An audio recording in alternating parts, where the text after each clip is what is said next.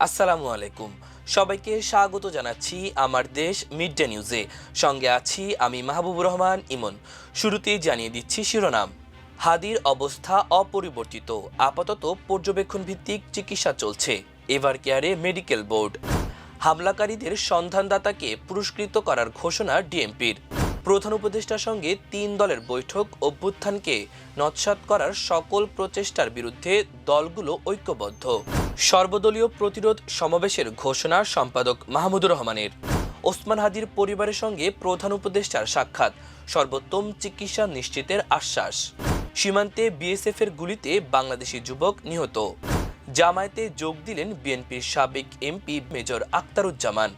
৭ ঘণ্টাও নিয়ন্ত্রণে আসেনি কেরানীগঞ্জের জাবালেনুর টাওয়ারের আগুন। গভীর রাতে লক্ষ্মীপুর নির্বাচন কার্যালয়ে দুর্বৃত্তের আগুন। মায়ানমারের সংঘর্ষ, বাংলাদেশের ভেতরে এসে পড়ছে গুলি। শুনছিলেন সংবাদ শিরোনাম, এবার বিস্তারিত। গুলিবিদ্ধ ওসমান হাদির শারীরিক অবস্থা বর্তমানে অপরিবর্তিত বলে জানিয়েছে এভার কেয়ার হাসপাতালের চিকিৎসকরা। আজ সকাল 11:30 পর্যন্ত চলা বহুমুখী মেডিকেল বোর্ডের বৈঠকের পর সিদ্ধান্ত নেওয়া হয়েছে, আপাতত নতুন কোনো অস্ত্রোপচার বা হস্তক্ষেপ করা হবে না, পর্যবেক্ষণ ভিত্তিক চিকিৎসাই চলবে। শনিবার ওসমান হাদির চিকিৎসার সঙ্গে যুক্ত একাধিক চিকিৎসক বিষয়টি নিশ্চিত করেছেন।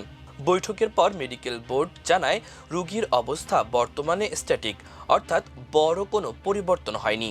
চিকিৎসকদের সিদ্ধান্ত অনুযায়ী এই মুহূর্তে নিবিড় পর্যবেক্ষণে রেখে চিকিৎসা চালানো হচ্ছে। নতুন কোনো সার্জিক্যাল হস্তক্ষেপ এখন করা হবে না। চিকিৎসকরা আরও জানান, গুরুতর ব্রেইন ইনজুরির কারণে রোগীর অবস্থা এখনও অত্যন্ত সংবেদনশীল। যে কোনো মুহূর্তে পরিস্থিতির পরিবর্তন ঘটতে পারে। তাই রোগীকে কৃত্রিম শ্বাস প্রশ্বাসে রাখা হয়েছে এবং সব গুরুত্বপূর্ণ পর্যবেক্ষণ অব্যাহত থাকবে। হাসপাতাল সূত্র জানিয়েছে, গুলিবিদ্ধ ওসমান হাদির চিকিৎসায় একটি মেডিকেল বোর্ড গঠন করেছে এভার কেয়ার হাসপাতাল কর্তৃপক্ষ। এর আগে গতকাল দুপুরে রাজধানীর বিজয়নগরে ওসমান হাদিকে গুলি করে দুর্বৃত্তরা। এরপর তাকে ঢাকা মেডিকেল কলেজ হাসপাতালে নেওয়া হয়। সেখান থেকে সন্ধ্যার পর নেওয়া হয় এভার কেয়ার হাসপাতালে। বর্তমানে সেখানেই চিকিৎসাধীন তিনি। এদিকে ওসমান হাদিকে গুলি করা একজনকে প্রাথমিকভাবে শনাক্ত করেছে পুলিশ। তার বিষয়ে কোনো তথ্য থাকলে পুলিশকে জানানোর অনুরোধ জানানো হয়েছে। সন্ধানদাতাকে পুরস্কৃত করা হবে।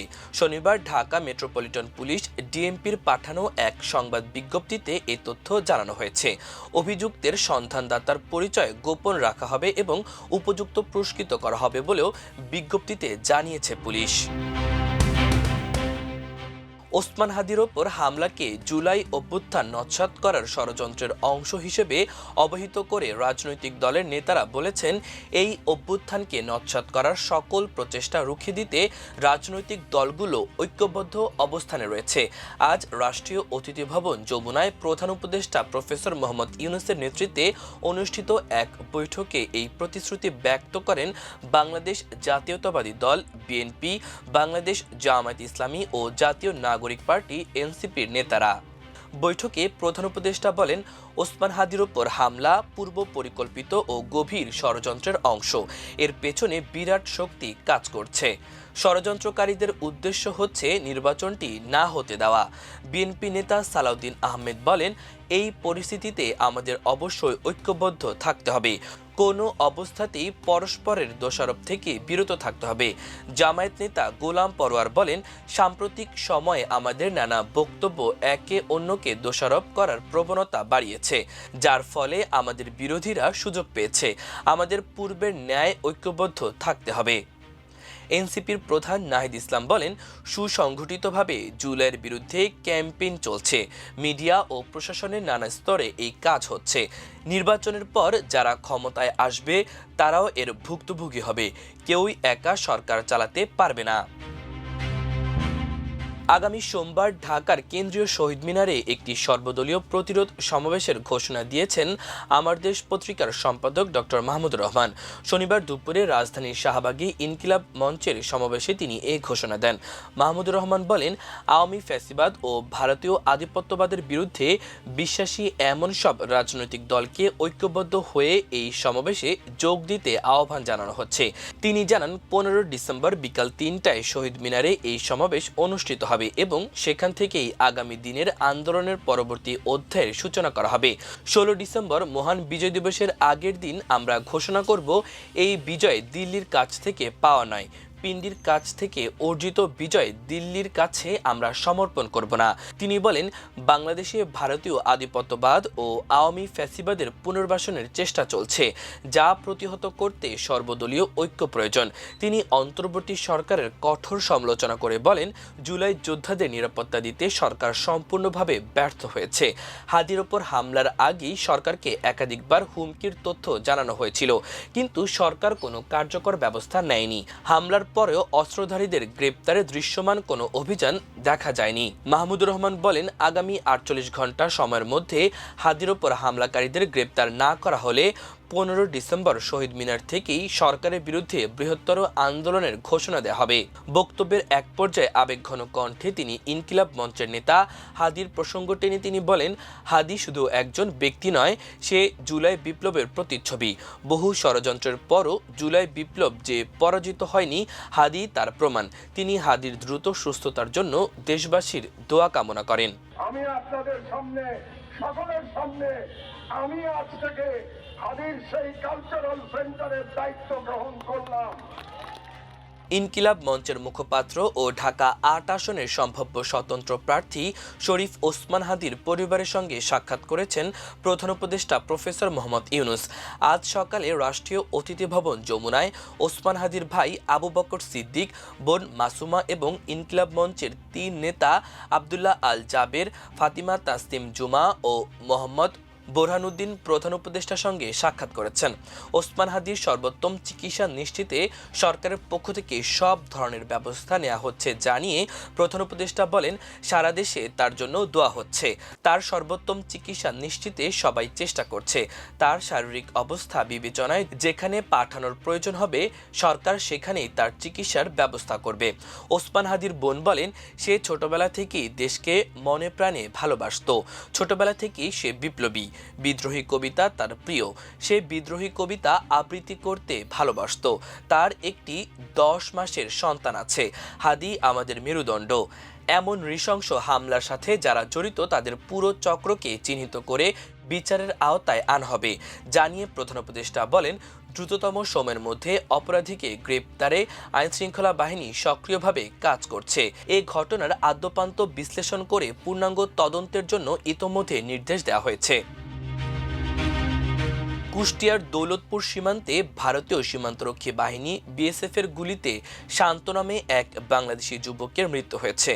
শান্ত উপজেলার রামকৃষ্ণপুর ইউনিয়নের মোহাম্মদপুর ডাঙ্গেরপাড়া গ্রামের শিপন আলীর ছেলে। আগামী 14 ডিসেম্বর দুই দেশের সীমান্তে পতাকা বৈঠকের মাধ্যমে তার লাশ হস্তান্তর করবে বিএসএফ। এ বিষয়ে বিজিবির সহকারী পরিচালক জাকিরুল ইসলাম বলেন, ঘটনাটি তদন্তে বিজিবি প্রয়োজনীয় পদক্ষেপ গ্রহণ করছে। ঘটনার রাতে সীমান্তে শান্ত সহ কয়েকজনকে লক্ষ্য করে বিএসএফ গুলি চালায়। সেই সময় শান্ত গুলিবিদ্ধ হলে আহত অবস্থায় বিএসএফ হেফাজতে নেয়। পরে চিকিৎসাধীন অবস্থায় তার মৃত্যু হয়। তিনি আরও বলেন, 8 ডিসেম্বর বিএসএফ এর সঙ্গে আমাদের পতাকা বৈঠক হয়েছে। আগামী 14 ডিসেম্বর শান্তর লাশ পতাকা বৈঠকের মাধ্যমে আমাদের কাছে হস্তান্তর করা হবে। আমরা আইনি প্রক্রিয়া শেষে লাশ তাদের পরিবারকে হস্তান্তর করব।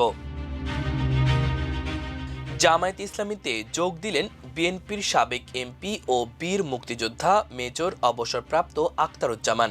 শনিবার সকালে জামায়াত আমির ডক্টর শফিকুর রহমানের সঙ্গে সাক্ষাতের পর দলটিতে আনুষ্ঠানিকভাবে যোগদান করেন তিনি। রাজধানীর মগবাজারে জামায়াত ইসলামীর কেন্দ্রীয় কার্যালয়ে এই সৌজন্য সাক্ষাৎ অনুষ্ঠিত হয়। দলের কেন্দ্রীয় প্রচার বিভাগের প্রেস বিজ্ঞপ্তিতে এ তথ্য জানানো হয়। সূত্রমতে সাক্ষাৎকালে জামায়াত আমিরের উপস্থিতিতে মেজর অবসরপ্রাপ্ত আখতারুজ্জামান বাংলাদেশ জামায়াত ইসলামীর নীতি ও আদর্শ, দেশপ্রেম এবং দেশের স্বাধীনতা ও সার্বভৌমত্ব রক্ষায় বাংলাদেশ জামায়াত ইসলামীর অবিচল অবস্থানের প্রতি গভীর আস্থা ও সন্তোষ প্রকাশ করেন। এ সময় তিনি সংগঠনের প্রাথমিক সহযোগী সদস্য ফর্ম পূরণ করে আনুষ্ঠানিকভাবে বাংলাদেশ জামায়াত ইসলামীতে যোগদান করেন। তিনি ইসলাম ও ইসলামী মূল্যবোধ, দেশের স্বার্থ এবং স্বাধীনতা সার্বভৌমত্ব রক্ষায় অবশিষ্ট জীবন অতিবাহিত করার দৃঢ় প্রত্যয় প্রত্যয় ব্যক্ত করেন। পাশাপাশি বাংলাদেশ জামায়াতে ইসলামের নিয়ম নীতি আদর্শ দলীয় শৃঙ্খলা ও আনুগত্যের প্রতি সর্বদা অনুগত থাকার অঙ্গীকার করেন। ঢাকার কেরানীগঞ্জের আগানগর ইউনিয়নের দ্বিতীয় বুড়িগঙ্গা সেতু সংলগ্ন জাবালে নূর টাওয়ারের আগুন 7 ঘণ্টায়ও নিয়ন্ত্রণে আসেনি। শনিবার দুপুর 2টার দিকে এ প্রতিবেদন লেখা পর্যন্ত আগুন নিয়ন্ত্রণে আসেনি। এর আগে ভোর 5টায় ভবনের নিচতলায় জুট কারখানায় আগুন লাগে। আগুন নিয়ন্ত্রণে আনতে ঢাকা ও কেরানীগঞ্জ ফায়ার সার্ভিসের 14টি ইউনিট, সেনাবাহিনী, র্যাব, পুলিশ, আনসার বাহিনী কাজ করছে। ভবনে আটকে পড়া 42 জন নারী পুরুষ জীবিত উদ্ধার করেছে ফায়ার সার্ভিসের কর্মীরা। লক্ষ্মীপুর জেলা নির্বাচন কার্যালয়ের স্টোর রুমে গভীর রাতে পেট্রোল ঢেলে আগুন দিয়েছে এক দুর্বৃত্ত। সিসিটিভির ফুটেজে মাস্ক পরিহিত এক যুবককে দেয়াল টপকে কার্যালয়ে ঢুকতে ও বের হতে দেখা যায়। শুক্রবার দিবাগত রাত 4টার দিকে এ ঘটনা ঘটে। সিসিটিভি ফুটেজে দেখা যায় মাস্ক পরিহিত এক যুবক গেটের পশ্চিম পাশের দেয়াল টপকে ভেতরে প্রবেশ করে। কিছুক্ষণের মধ্যেই আগুনের রশ্মি দেখা যায়। এরপরই ওই যুবক গেট টপকে বের হয়ে যায়। জেলা নির্বাচন কর্মকর্তা মোহাম্মদ আব্দুর রশিদ বলেন, আগুনে অফিসের কিছু নথিপত্র পুড়ে গেছে, তবে বিষয়টি টের পাওয়ার কারণে বড় ধরনের ক্ষতি হয়নি। তদন্ত করে আইনগত ব্যবস্থা নেবে পুলিশ। অতিরিক্ত পুলিশ সুপার রেজাউল হক বলেন, তদন্ত এবং জড়িতদের ধরতে অভিযান চলছে। কক্সবাজারের টেকনাফ উপজেলার হোয়াইংকং সীমান্তের ওপারে মায়ানমারে ফের তীব্র গোলাগুলি ও বিস্ফোরণের ঘটনা ঘটেছে। আজ শনিবার ভোর থেকে গোলাগুলির শব্দে কেঁপে ওঠে সীমান্তবর্তী বাংলাদেশি জনপদ। এ সময় মায়ানমারের দিক থেকে ছোড়া গুলি এসে পড়ে বাংলাদেশের কয়েকটি বসতবাড়িতে। স্থানীয়রা জানান, ভোর থেকে সকাল 11টা পর্যন্ত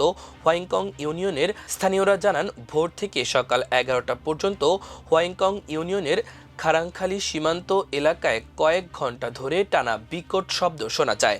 গোলাগুলির তীব্রতায় সীমান্ত জুড়ে চরম আতঙ্ক ছড়িয়ে পড়ে। সীমান্তের একাধিক সূত্রের দাবি, মায়ানমারের রাখাইন রাজ্য আরাকান আর্মির সঙ্গে রোহিঙ্গা সশস্ত্র গোষ্ঠী আরাকান সালভেশন আর্মি এবং আরাকান রোহিঙ্গা সলিডারিটি অর্গানাইজেশন এর মধ্যে সংঘর্ষ চলাকালে এই গোলাগুলির ঘটনা ঘটে। এ বিষয়ে হোয়াইংকং পুলিশ ফাঁড়ির ইনচার্জ এসআই খোকন কান্তি রুদ্র বলেন, ভোর থেকে সকাল পর্যন্ত মায়ানমার সীমান্ত দিক থেকে গোলাগুলির শব্দ পাওয়া গেছে। কয়েকটি বাড়িতে গুলি পড়ারও তথ্য মিলেছে। বিষয়টি পুলিশ নজরদারিতে রেখেছে। প্রিয় দর্শক, আমাদের মিড ডে নিউজের আয়োজন এই পর্যন্তই। সবাই ভালো থাকুন, সুস্থ থাকুন, আমার দেশের সঙ্গেই থাকুন। নিউজটি ভালো লাগলে চ্যানেলটি সাবস্ক্রাইব করুন এবং ফলো করুন আমাদের ফেসবুক। আল্লাহ হাফেজ।